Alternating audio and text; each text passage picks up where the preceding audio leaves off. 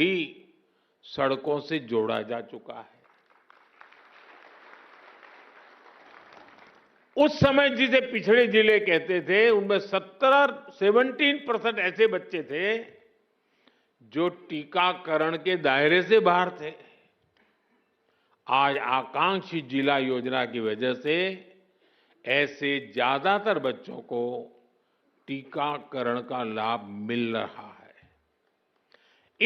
उन पिछड़े जिलों में 15% से ज्यादा ऐसे स्कूल थे जहां बिजली ही नहीं थी। आज आकांक्षी जिला योजना की वजह से ऐसे हर स्कूल को बिजली कनेक्शन दिया जा चुका है।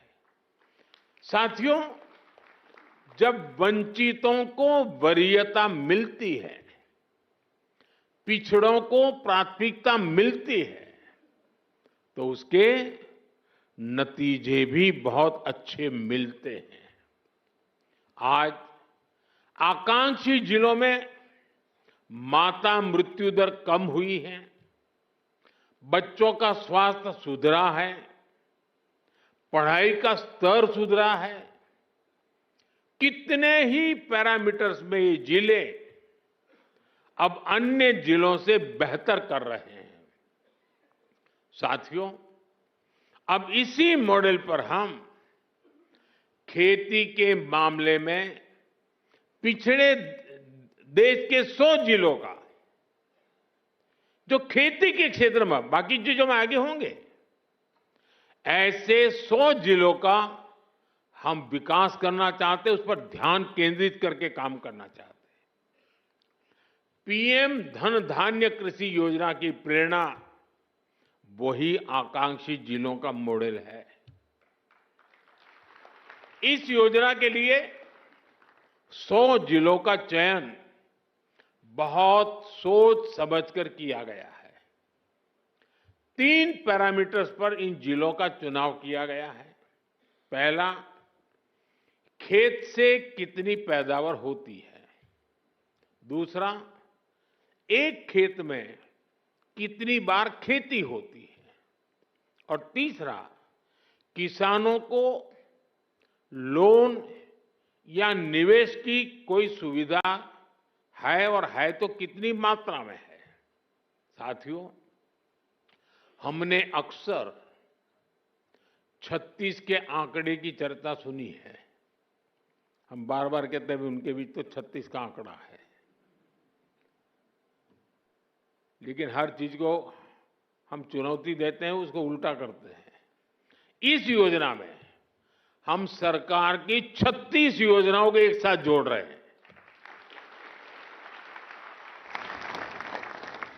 जैसे प्राकृतिक खेती पर राष्ट्रीय मिशन है, सिंचाई के लिए पर ड्रॉप मोर क्रॉप अभियान है, तेल उत्पादन को बढ़ाने के लिए तिलहन मिशन है, ऐसी अनेक योजनाओं को एक साथ लाया जा रहा है। पीएम धन धान्य कृषि योजना में हमारे पशुधन पर भी विशेष फोकस किया जा रहा है।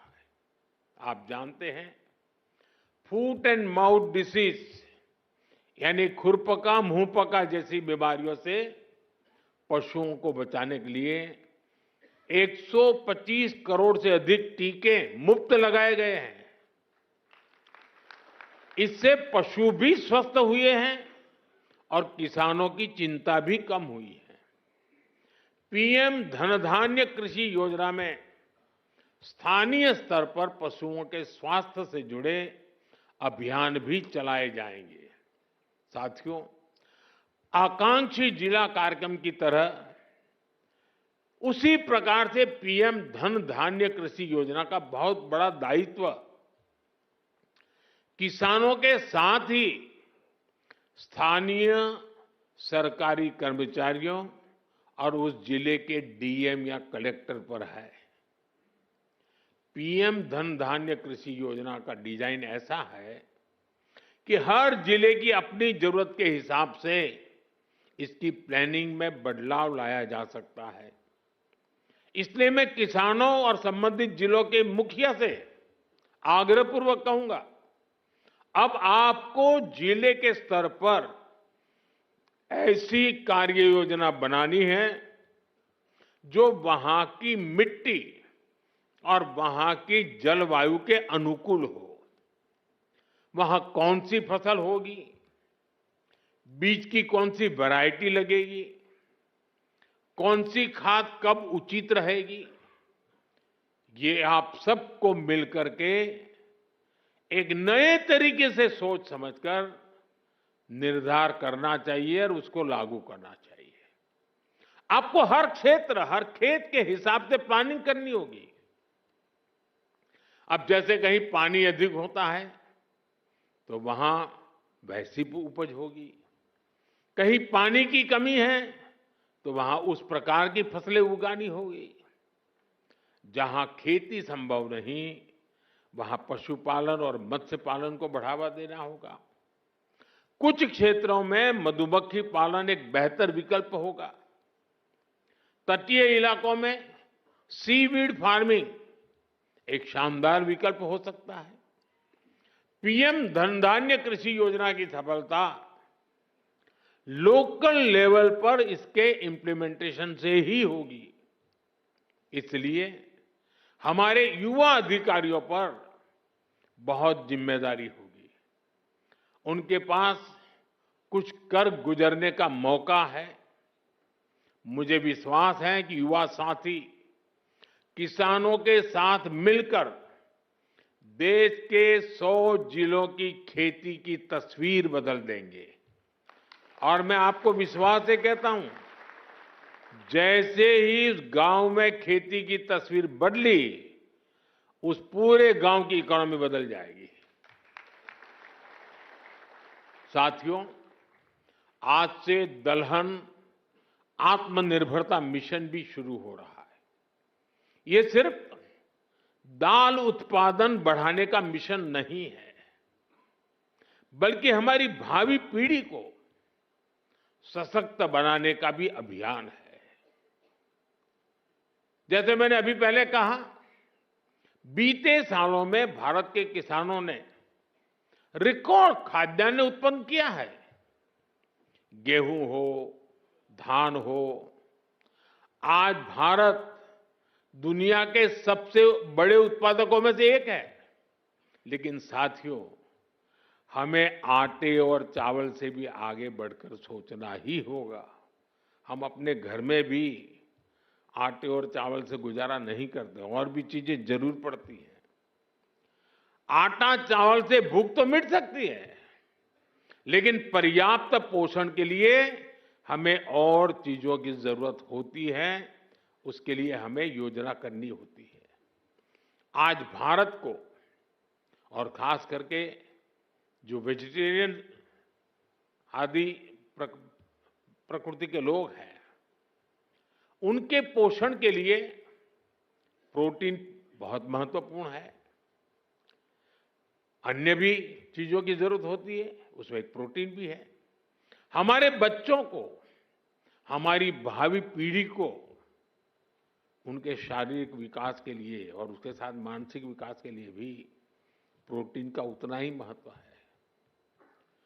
और स्वाभाविक है, खास करके जो वेजिटेरियन लोग हैं, और हमारे देश में काफी बड़ा समाज है, उनके लिए तो दाल ही प्रोटीन का सबसे बड़ा सोर्स होता है। पल्सेस से उसका रास्ता होते हैं। लेकिन चुनौती ये भी है कि भारत आज भी, हम कृषि प्रधान देश तो है, लेकिन दुर्भाग्य देखिए, भारत आज भी इस प्रकार की आवश्यकताओं के लिए अपनी जरूरतें पूरी नहीं कर पा रहा है। आज देश बड़ी मात्रा में दाल का आयात करता है, दूसरे देशों से मंगाता है। और इसलिए दलहन आत्मनिर्भरता मिशन बहुत जरूरी है। साथियों, 11,000 करोड़ रुपए से अधिक का दलहन आत्मनिर्भरता मिशन, इसमें किसानों की बहुत मदद करेगा। लक्ष्य ये है कि दाल की खेती में 35 लाख हेक्टेयर की वृद्धि हमें कैसे भी करके करनी है। इस मिशन के तहत तूर, उड़द और मसूर दाल की पैदावार बढ़ाई जाएगी। दाल की खरीद की उचित व्यवस्था की जाएगी। इससे देश के करीब 2 करोड़ दाल किसानों को सीधा लाभ होगा। थोड़ी देर पहले कुछ दाल किसानों से मेरी बातचीत हुई और मैंने देखा कि वो आत्मविश्वास से भरे हुए थे, बहुत उत्साहित है और उनका स्वयं का अनुभव पूरा सफल रहा है। और उन्होंने कहा कि कई किसान अब देखने के लिए आते हैं कि भाई इतना बड़ा कैसे कर लिया। देश को दलहन में आत्मनिर्भर बनाने के लिए मैंने उनको बहुत ही मजबूती के साथ, विश्वास के साथ बातें करते हुए देखा। साथियों, मैंने लाल किले से विकसित भारत के 4 मजबूत स्तंभों की चर्चा की है। इन 4 स्तंभों में आप मेरे सभी किसान साथी, हमारे सबसे अन्नदाता हमारे एक मजबूत स्तंभ है। बीते 11 वर्षों से सरकार का निरंतर प्रयास रहा है कि किसान सशक्त हो, खेती पर ज्यादा निवेश हो। हमारी ये प्राथमिकता खेती के बजट में भी दिखती है। बीते 11 वर्षों में खेती का बजट करीब 6 गुना बढ़ गया है। इस बढ़े हुए बजट का सबसे अधिक फायदा हमारे छोटे किसानों को हुआ है। मैं आपको एक उदाहरण देता हूं।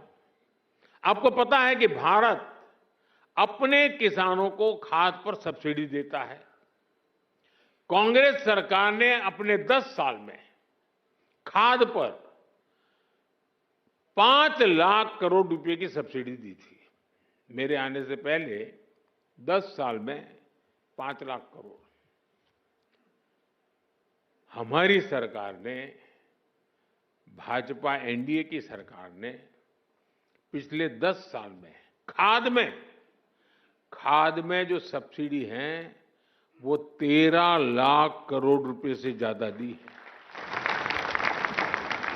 साथियों, कांग्रेस सरकार एक साल में खेती पर जितना खर्च करती थी, एक साल में खेती पर जो खर्च होता था, उतना तो बीजेपी एनडीए की सरकार एक बार में पीएम किसान सम्मान निधि के रूप में किसानों के बैंक खाते में जमा कर देते हैं।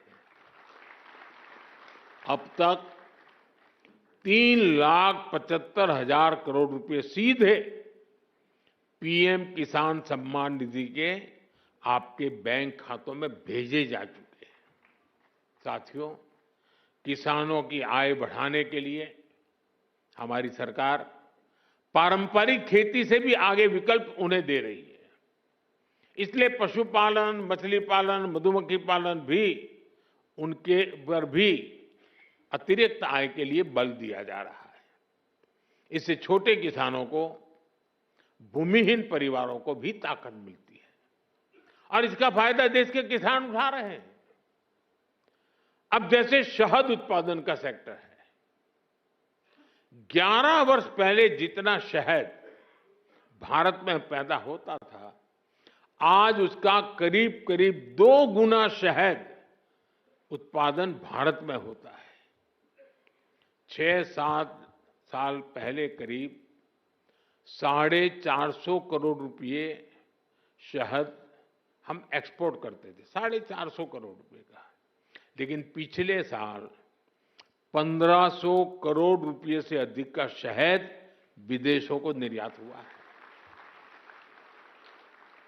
ये 3 गुना अधिक पैसा हमारे किसानों को ही तो मिला है।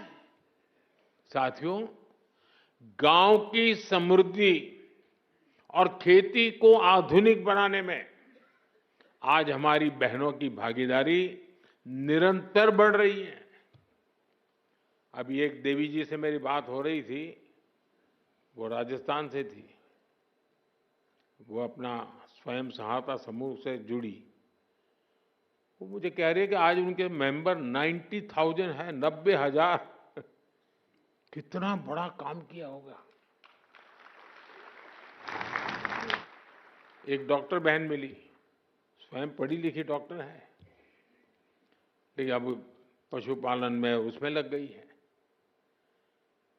देखिए, खेत में फसल का काम हो या फिर पशुपालन, आज गांव की बेटियों के लिए अवसर ही अवसर है।